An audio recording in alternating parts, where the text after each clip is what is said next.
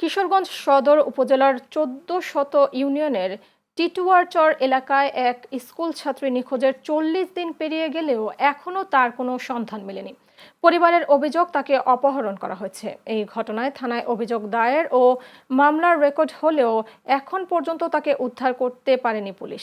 নিখোঁজ শিক্ষার্থীর মা ইয়াসমিন আক্তার জানান, তার মেয়ে তানহা আক্তার জেরিন স্থানীয় একটি বিদ্যালয়ের ১০ম শ্রেণীর শিক্ষার্থী।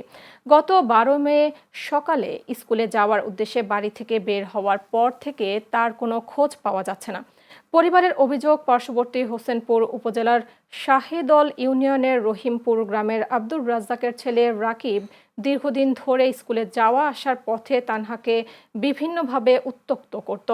কিশোরগঞ্জ মডেল থানার ভারপ্রাপ্ত কর্মকর্তা মোহাম্মদ আবুল কালাম ভূঁইয়া জানান, অভিযোগ পাওয়ার পর বিষয়টি গুরুত্বের সঙ্গে তদন্ত করা হচ্ছে।